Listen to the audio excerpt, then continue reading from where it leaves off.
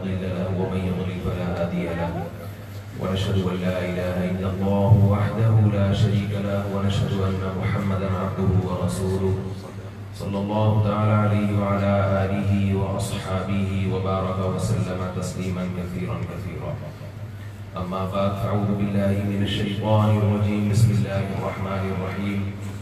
ليس البر أن تولوا وجوهكم قبل المشرق والمغرب ولكن البر من آمن بالله واليوم الآخر والملائكة والكتاب والنبيين وآتى المال على حبه ذوي القربى واليتامى والمساكين وابن السبيل والسائلين وفي الرقاب وأقام الصلاة وآتى الزكاة والموفون بعهدهم إذا عاهدوا والصابرين في البأساء والضراء وحين البأس أولئك الذين صدقوا وأولئك هم المتقون.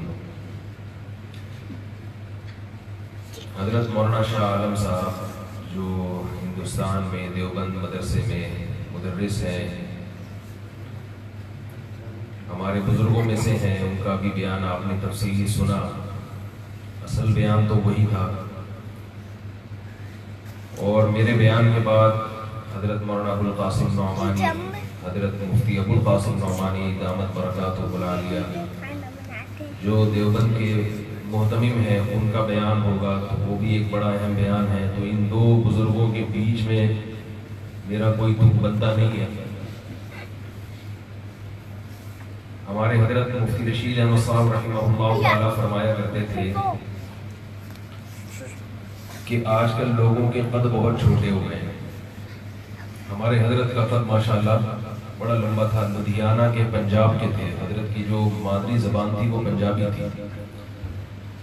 تو لدھیانہ پنجاب قد ماشاءاللہ اونچے. مدرسے کے جو طلبہ تھے وہ بعض بڑے چھوٹے چھوٹے بھی تھے. جب وہ کرسی پہ بیٹھتے تھے تو حضرت انہیں کہتے تھے کہ آپ ایسے لگتے ہیں جیسے ملائکہ کا جو لفظ ہے نا قرآن میں، اس کے بیچ میں حمزہ.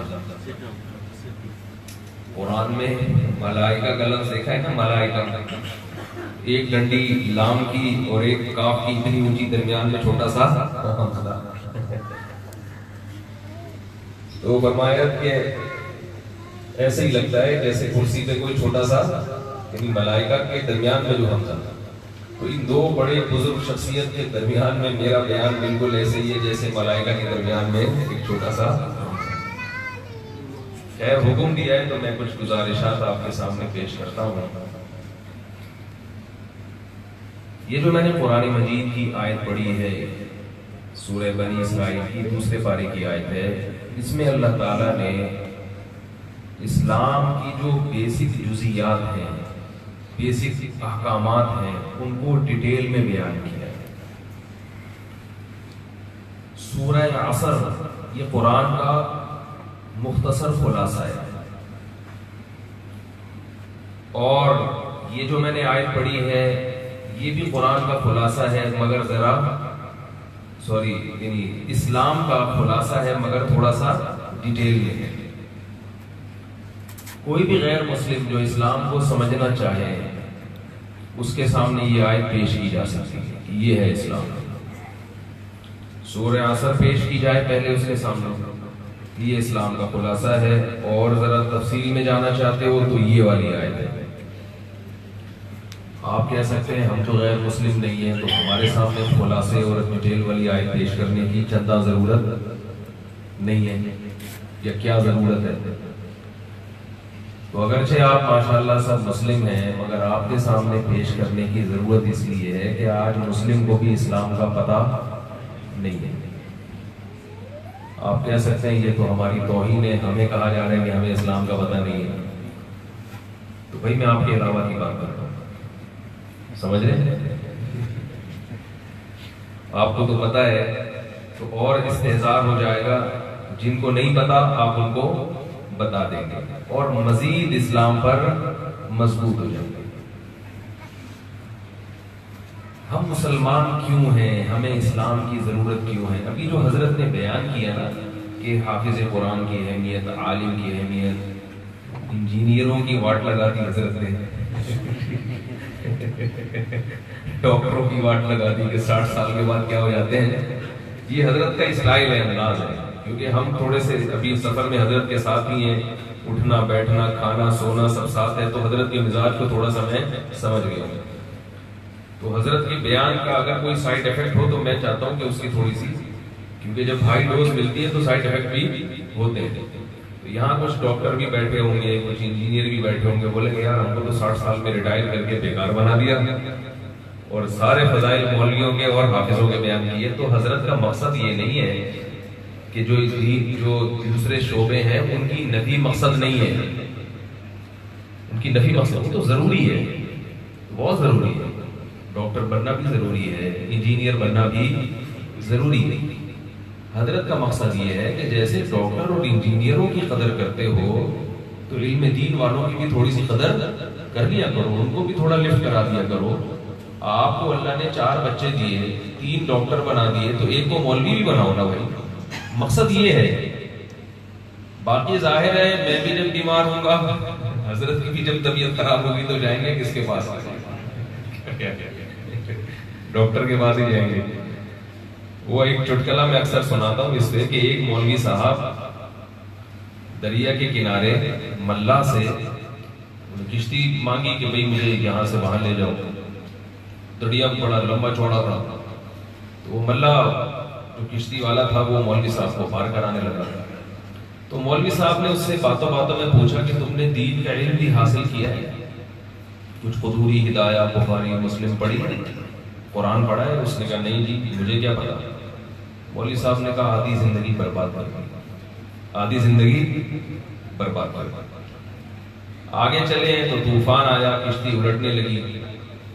اس نے پوچھا مولانا صاحب تیراکی سیکھی ہے، سوئمنگ آتی ہے؟ مولانا صاحب نے کہا ہم تو ساری زندگی قدوری ہدایہ بخاری قرآن پڑھتے رہے، ہمیں کیا سوئمنگ؟ اس نے کہا پوری زندگی. ہر شعبے کی اپنی اہمیت ہے، اپنا اپنی ایک ویلیو ہے، لیکن دین کے علم کی بھی اپنی ایک حیثیت ہے. ابھی حضرت جو بات فرما رہے تھے کہ 60 سال میں ریٹائر ہو جاتے ہیں تو اس وقت بڑی قسم پرسی کی حالت ہوتی ہے. تو یہ میں نے اپنی آنکھوں سے دیکھا. ایک بوڑھے ہیں، ہر 2 دن کے بعد میرے پاس آتے ہیں، ہمارے علاقے میں جہاں میں رہتا ہوں، اور مجھے اپنی ڈگریاں بتاتے رہتے ہیں کہ میں نے یہاں سے بھی پی ایچ ڈی کیا، یہاں سے بھی پی ایچ ڈی کیا، یہاں سے بھی پی ایچ ڈی کیا.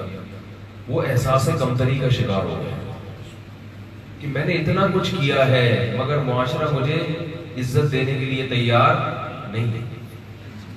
وجہ کیا ہے کہ دین پر محنت نہیں کی، بچوں کو دین نہیں سکھایا، ساری زندگی ایجوکیشن جو دنیا کی ایجوکیشن ہے اس میں لگا دی.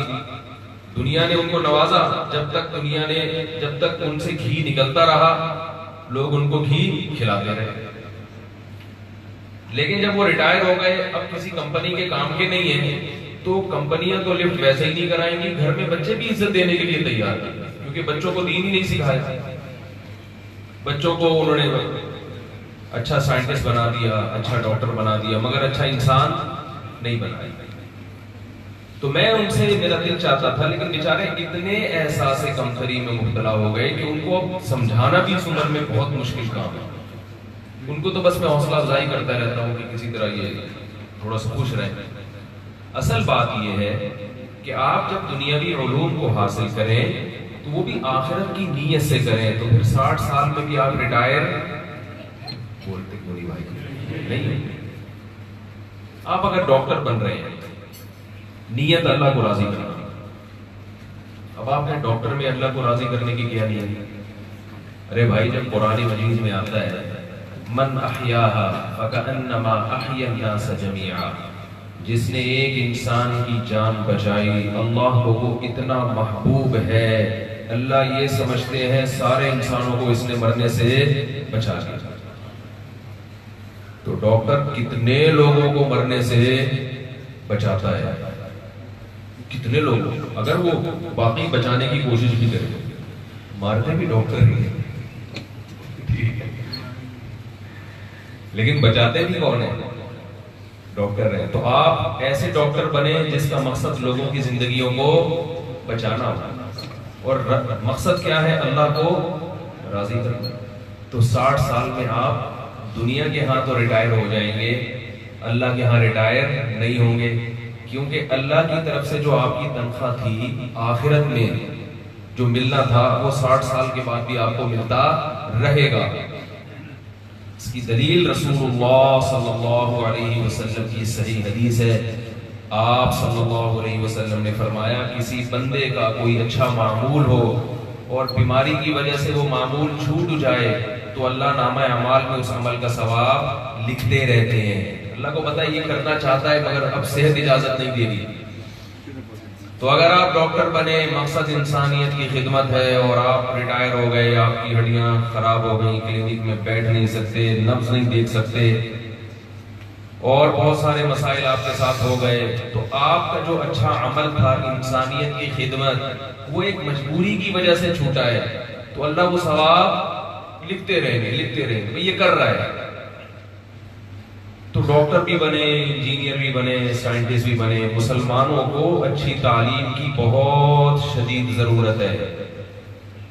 وجہ اس کی یہ ہے کہ مسلمان اگر ترقی نہیں کرے گا تو اسلام بھی ترقی، بولو بھائی، نہیں کرے گا. کیونکہ اسلام کی ترقی مسلمانوں کی ترقی سے ہے، لیکن ساتھ ساتھ ان شعبوں کو بھی زندہ، بولو بھائی، کرے.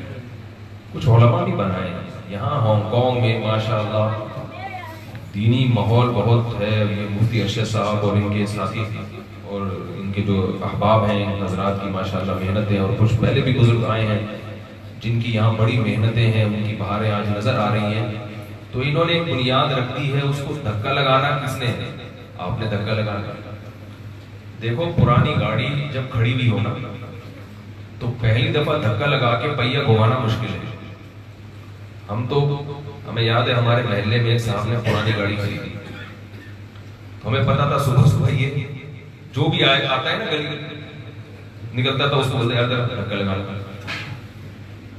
تو شروع میں دھکا لگانے کے لیے کوئی تیار نہیں ہوتا تھا، لیکن جب گاڑی تھوڑی سی چل پڑے تو سارے محلے کے بچے اس گاڑی کے پیچھے پیچھے دھکا لگا رہے ہیں. ان کو پتا ہے کہ پہیہ گھمانا مشکل ہے، ایک دفعہ گھوم جائے تو اس کو پھر مزید اسپیڈ بڑھانا یہ کوئی مشکل کام نہیں ہے. تو یہ جو حضرت مفتی ارشد صاحب ہیں کولون مسجد کے چیف امام ہیں، اور یہاں اور بھی دیگر علماء ہیں، سب کے نام اس وقت میرے ذہن میں مستحضر نہیں ہیں. ان حضرات نے غیر مسلم ملک میں اسلام کی گاڑی کا پہیہ گھما دیا ہے.